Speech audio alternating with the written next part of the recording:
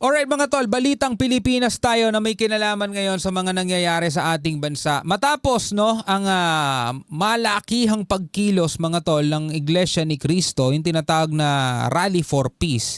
Ayon kay Secretary General, tila o parang naninimbang na daw ang ilang mambabata sa impeachment complaint kung susuportahan nila o hindi versus VP Sara Duterte, no? Sabi rito sa report, dahil yan mga kapatid sa INC rally.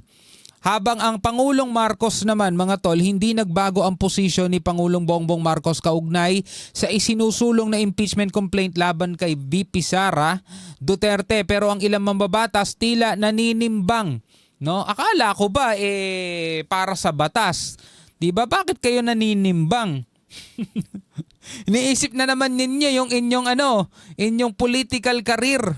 'Di ba? Kung talagang naniniwala kayo na malinis ang proseso at naniniwala kayo na makakatulong sa ating bansa ang pag-impeach kay VP Sara, ba't naninimbang pa kayo, 'di ba? Para bang nagdududa pa kayo, 'di ba? Kayo ba mismo nagdududa? No, ipagpatuloy ninyo, 'di ba? Kung talagang naninimbang kayo. Well, ang sa INC naman is pagpapahayag lang ng kanilang saloobin na pagsang-ayon sa saloobin din ng presidente. Pero kung kayong mga mambabatas talagang sang-ayon kayo at talagang naniniwala kayo na para sa bayan to, para mapapanagot ang mga dapat managot, bakit kayo naninimbang? Anyway, panoorin na lamang natin to mula to sa GMA. Etong balitang to mga kapatid, samahan ninyo ako, huwag niyong kalimutan mag-subscribe. Click ninyo ang notification bell para ma-notify kayo pag may mga bago tayong reaction video tulad nito. Huwag na natin patagalin pa, panoorin na natin to mga tol. Hindi na nagulat ang Makabayan Block sa pagpapakita ng puwersa ng Iglesia ni Cristo sa peace rally nito kahapon. Pero walaan nila itong epekto sa impeachment complaints na inihain laban kay Vice President Sara Duterte. Wala naman talagang epekto yan kung tutuusin mga tol. 'Di ba? Lahat tayo may karapatan magpahayag ng ating saloobin. Etong Iglesia ni Cristo mga kapatid, kaming mga Iglesia ni Cristo, hindi namin kayo inuutusan. Okay? Ito ay pagpapahayag na hindi kami sang-ayon sa nangyayaring impeachment at hindi lang ang Iglesia ni Cristo mga tol ang nagpapahayag niya na. Hindi lang din ang Pangulo ng Pilipinas mga tol, marami sa ating mga kababayan ang naniniwala sa sinasabi ng Pangulong Marcos na wala itong maidudulot na mabuti, kundi lalo pang madadagdagan ng kaguluhan mga tol. Ayon nga sa pinanood natin kahapon, di ba? Ayon doon sa pagpupulong ni Herman Chu Laurel at ni Harry Roque mga tol, kapag hindi daw nakinig ang gobyerno, ang mga mambabatas mga tol, baka magsilabasan daw yung kanilang guerrilla forces mga tol, sabing ganun, at may mga sasali daw na active member. Hindi sa akin galing yan galing yan doon kay Herman Chu Laurel. 'Di ba? At dala-dala daw yan ni Captain Dado, sabing ganun. Ewan ko kung kilala niyo 'yon mga tol. Magsisilabasan daw ang kanilang guerrilla forces. 'Di ba? O anong ibig sabihin nun mga tol? O bakbakan na yan. Labanan niya yan mga tol. Bakit sa tingin niyo ba mga Duterte papayag lang na apihin ng para sa kanila, inaapi sila? Oh, yun ba yung gusto ninyong mangyari? Hindi, dapat mapapanagot natin ng BP dahil sa paglustay. O, kita nyo na mga tol, hinahatulan nyo na agad Ako hindi ako pro Duterte mga tol pero di ba may paghatol na agad na nangyayari? Dapat lang talaga maging matalino ang mga mamamayan mga kapatid. Inendorso ng Makabayan Block ang pangalawa sa 3 reklamo. Kahit pa sabihin mong 1 point. Halimbawa, etong nagsasalita mga tol, kilala nyo to? Di ba? Si Arlene Brosas mga tol. Di ba ito yung kongresistang gustong maging senador mga tol na nagagalit sa presensya ng Amerika mga tol dito sa West Philippine Sea. At nagagalit siya dahil kumbaga wala daw pahintulot ang Amerika mga tol sa pagpasok dito sa ating soberanya. Nagagalit sa Amerika samantalang Amerika ang kaalyado natin na tumutulong sa atin laban sa China. 5 million yan na lumabas, it's not the totality ng Filipino people asking for justice doon sa mga nangyari o naganap na paglustay ng pera ng taong bayan. Okay, ang sinasabi nito, kahit na daw ganun karami mga tol ang lumabas na mga tao para magpahayag ng saloobin, hindi daw yon ang totality ng lahat ng mga mamamayang Pilipino na naghahanap ng justice, sabing ganon. Yun naman pala eh. Hindi naman pala yan yung totality eh. Eh bakit bidang-bida kayo sa survey ninyo? Na 1,000 tao lang naman ang tinanong. Diba? Hindi mo rin maintindihan mga tol, double standards eh. Diba? O, minamaliit nila yung rally ng iglesia. O, 1.5 million, 1.8 million, 2 million, kahit 4 million pa yan. Hindi yan ang total ng mga tao na naghahanap ng hustisya. Eh bakit sinasabi ninyo ay ayon sa survey? 'Di ba? 67% ng mga mamamayang Pilipino ang gusto ma-impeach si VP Sara. Eh ba't ilang tao ba tinanong nyo? 'Di ba nasa 1,000 lang naman? My goodness. Ay naku po. Ulitin ko mga kapatid wala tayong pinapanigang politika rito. Ang gusto natin mangyari mga tol, kapayapaan. Diba kapayapaan? Kapag ipinagpatuloy nila mga tol yung impeachment na sinasabi nila mga tol, hindi natin tinututulan ng impeachment mga kapatid kasi political process yan eh. Kung talagang nasa tamang paraan mga tol. Pero ayon nga sa mga lumalabas na report, bakit naninimbang? Sabi rito sa title tila naninimbang ang ilang mambabata sa impeachment complaint. Bakit kayo naninimbang, 'di ba? Kung tama naman ang proseso, ipagpatuloy ninyo. Sa pagkausap natin sa ating mga kasamahan dito sa Kongreso ay wala rin naman silang pakialam at on the top of their mind pa rin yung impeachment. Ang mga impeachment complaint na magkakasunod na inihain Naghain si De Lima, mga tol. Alam nyo na mga tol, pinakulong yan ni Duterte dati kaya talagang malaki galit niyan. noong Disyembre, nakabinbin pa rin Etong pari ata to eh. Alam nyo naman mga tol, nung panahon ni Duterte, pinagmumura niya ang mga pare. Di natin alam mga tol kung personal hatred lang din yan. ngayon sa Office of the Secretary General ng Kamara. Sa ngayon, hinihintay pa raw ng Office of the Secretary General ang paghahain ng 4th impeachment complaint laban kay VP Sara. Ang target daw ng mga kongresistang nasa likod nito ay makakuha ng endorsement nang hindi bababa sa 103 na kongresista. Ganong karami mga kongresistang dapat sumang-ayon para magtuloy-tuloy ang impeachment. O 1/3 ng lahat ng miyembro ng Kamara. Pero sabi ni House Secretary General Reginald Velasco, matapos daw ang rally ng INC, tila naninimbang ngayon ang ilang mambabata. Ano ba mas mahalaga? Ma-impeach si Sara Duterte, pero kapag election is mabawasan ako ng Kasi mga tol, kung bakit natin sinasabi na malaki ang impact ng INC para sa mga politiko. Kasi kumbaga sa karera, kapag sinuportahan ka ng INC, kahit nasa minority ang INC, hindi kami ganun karami. Huwag kayong masyado mainggit, lalong-lalo na dun sa pinupunteriya nila yung religious belief, hindi dito tungkol sa issue Ang problema kasi mga tol, sa ilang mga kababayan natin mga tol, hindi na sila sa issue nakatingin Nakatingin na sila dahil kasi INC to kalaban ng pananampalataya nila, yun ang problema kalaban ng pananampalataya nila Wala na silang pakialam sa issue ng bayan kung para sa ikabubuti ba o hindi, wala silang pakialam sa issue na yun. Galit sila sa INC kasi kalaban ng paniniwala nila o pananampalataya nila. Yun ang problema talaga sa totoo lang Pero again, hindi kami hindi majority ang INC. Meron lang kaming pagkakaisa. Nakakakuha ng solidong boto ang mga tumatakbo kapag sinuportahan sila ng INC. So ngayon mga tol, halimbawa ikaw ay isang tumatakbo. Diba? Halimbawa, ikaw ay isang tumatakbo, mapa-mayor ka man o congressman, for example. Diba? May kalaban ka. Kumbaga sa karera mga tol, meron ka ng sigurado agad. Meron ka na agad siguradong lamang. Diba? Kung halimbawa mga tol, sa isang lugar ninyo, merong for example 100,000 na mga botante. Okay, may 100,000 na mga botante tapos ang miyembro ng INC dyan 20,000. For example, 20,000 lang naman. Ngayon, mahalaga para sa isang tumatakbo mga tol na meron na agad siyang advantage. May 20 mil na agad siyang siguradong boto. Ngayon, yung natitirang 70,000, hati-hati pa yan sa mga kalaban ninyo o sa mga kalaban mo. Kaya napakahalaga ng boto ng INC para sa mga tumatakbo. Ngayon, ang iniisip nila, teka, susuportahan ko ba yung impeachment kay VP Sara o para sa political career ko na lang? Kasi baka pag hindi ako sumuporta sa panawagan ng iglesia, hindi rin ako makahingi ng tulong sa kanila. O mga tol, real talk lang ha, ganun talaga nangyayari. O minority kami, minority ang INC.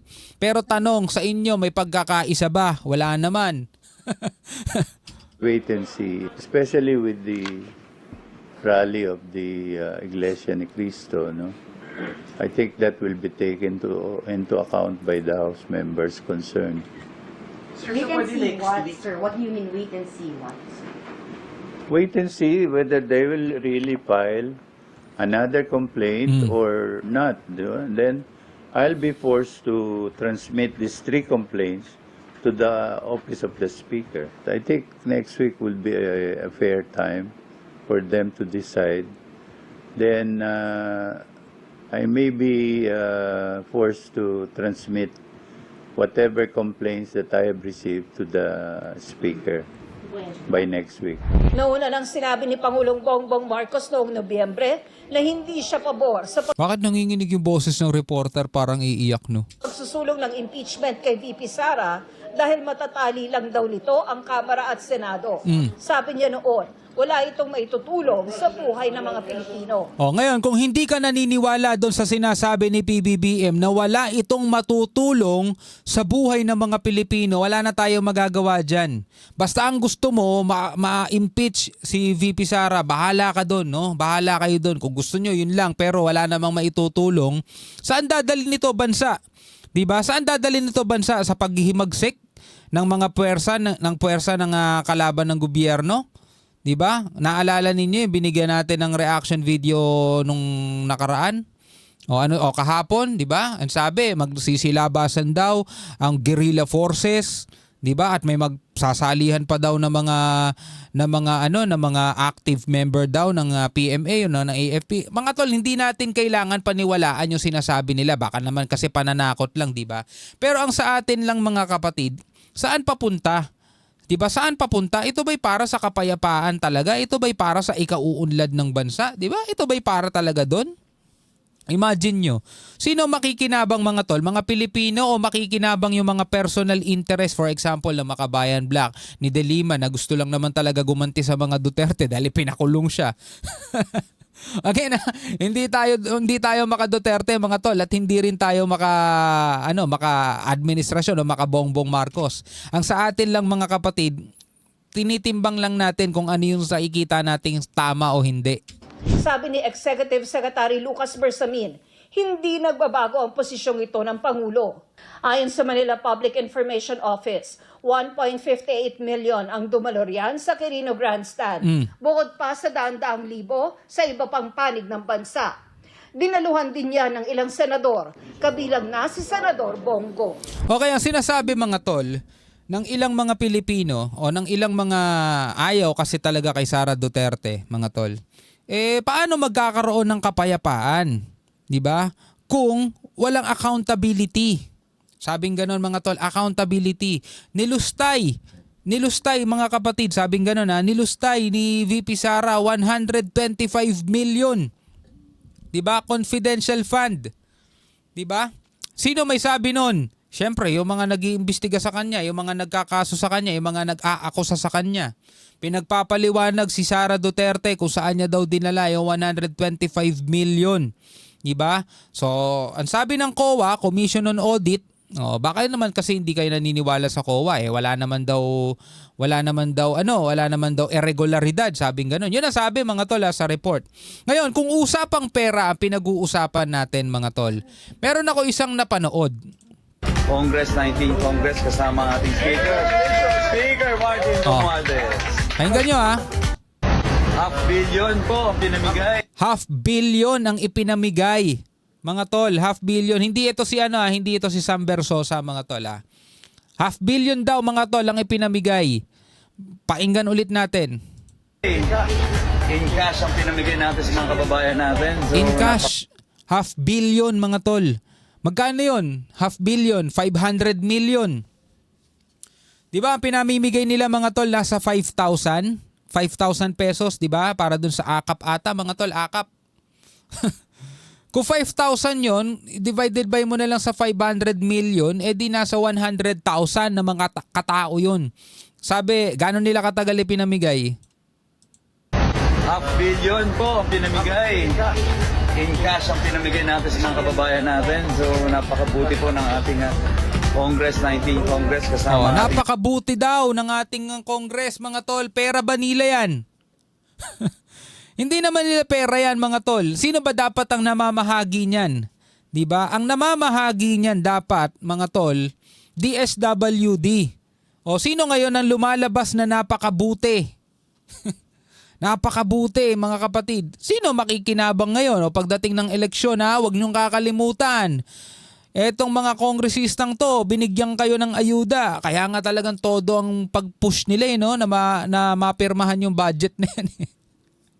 500 million mga tol Ang nakalagay dito, wala namang sinabing ito si, ewan ko ano pangalan nito. Wala namang sinabi mga tol. Ang pangalan nito. Wala naman nakasulat. Ito Sam Versosa. Wala namang sinabi na in just one day mga tol Wala namang sinabi. Balikan natin kung may sinabing one day. 500 million po ang pinamigay. In cash 500 million cash. Masaya pa si speaker. pinamigay natin sa mga kababayan natin. So napakabuti po ng ating Congress, 19 Congress kasama ating speaker. Pero mo, hindi na nila trabaho yan mga tol. Trabaho yan ng DSWD. Trabaho ng DSWD yan. 500 million cash ang ipinamigay nila mga tol sa ating mga kababayan Pilipino. Saan galing yung 500 million na yon? Sa bulsa ba nila? Hindi, galing sa inyo. Galing sa atin, mga taxpayer mga tol. Diba, kada kain mo sa Jollibee, may tax yan Kahit kada nagpapagasolina ka, may tax yan Kahit kada naggo-grocery ka, may tax yan Diba, kahit hindi ikaw yung mismong pumupunta sa BIR para magbayad ng tax, automatic may tax lahat ng binibili mo. So, taxpayer ka rin. No? Doon galing mga tol, yung pinamimigay nila. Diba? Pinamimigay nila doon sa kanilang ayuda para sa mga kapusang kita program na dapat ang namimigay niyan DSWD. Mga tol. Ngayon, sino nakikinabang? Syempre nakikinabang ang taong bayan. Pero sino mas nakikinabang mga tol? Syempre yung mga kongresistang pasasalamatan nila. Diba? Ito nga sabi balikan natin yung sinabi 500 million po ang pinamigay. In cash ang pinamigay natin sa mga kababayan natin. So, pinamigay natin sa mga kababayan natin. Pinamigay nila mga tol. Diba? napakabuti po ng ating Congress 19. Napakabuti ng ating Congress, ng 19 Congress, sabing ganun. Biruin mo 100,000 na katao mga tol. Kung one day yan, putik na yan. Kaya nilang mamigay ng 5,000 sa 100,000 na katao sa loob ng isang araw. No? Siguro kung meron silang 20 kung meron silang 20 tao na namimigay ng box na pera siguro. Imagine mo mga tol, 500 million pesos cash. Siyempre, tagi 1,000 yun. Gaano karami yun mga tol? Hindi kasya sa isang van yun mga tol. Hindi kasya sa isang box yun. Grabe, sobrang dami nun mga tol. 500 million mga tol. Diba? Pero gaano karami siguro namigay? Siguro sabihin natin kung 20. Siguro kung 20 katao ang namimigay ng 5,000 pesos mga tol, sa kada isang oras, kung di ako nagkakamali, nasa 80 mahigit o 80 katao mga tol. Kung 20 ang namimigay kung 20 namimigay. Pero wag na nating isipin yun mga tol, ang hirap mag-math. Ang hirap mag-math. 'Di ba? Ngayon, ang sinasabi nila rito, ito nakalagay dito 125 million in 11 days impeachable with COA audit report. No, may COA audit report. Ano ba yung COA? Commission on Audit. May Commission on Audit report na yan na nagsasabing wala naman daw irregularidad, sabing ganon, pero impeachable daw yon kasi gumastos siya ng 125 million in 11 days. Pero eto, 500 million ang pinamigay sa taong bayan. Well, may mga nagsasabi o pwede may magsabi, bakit? At least may nakinabang. 'Di ba? May mga taong nabigyan, no? But nabilang nyo ba talaga na 100,000 ang nabigyan? Basta sinabi nila 500 million ang naibigay nila. Nabilang nyo ba kung talagang 500 million talaga ang naibigay? Hindi natin sinasabing posible mga tol pero alam mo na, pwedeng parang sa mga ano lang yan proyekto sa kalsada. No, maglalabas ng pondo, for example 40 million. Pero 20 million lang ang ipampapagawa. Yung 20 million na kalahati, alam mo na kung saan mapupunta yon. O dito sinabi 500 million cash pinamigay. Nabilang nyo ba? O, kita nyo na mga tol kung accountability ang talagang hinahanap ninyo, di ba? Huwag kayo mag-focus sa isang tao. Magkakaroon lang talaga ng kaguluhan dito sa Pilipinas. Awayan, bangayan yan ng mga partido. Di ba? Yung mga hindi na trabaho ng mga congressman, hindi na dapat nila trabaho yan. Kasi ang lumalabas mga tol, utang na loob ng mga mamamayang Pilipino sa kanila, yung mga perang tinatanggap, kahit na ang totoo, hindi naman yan galing sa bulsa nila. Yun lang naman ay simpleng pahayag lang ng isang mamamayang Pilipino rin. Alright, no, hanggang sa muli mga tol, ako nga pala si Jobal D. Peace out.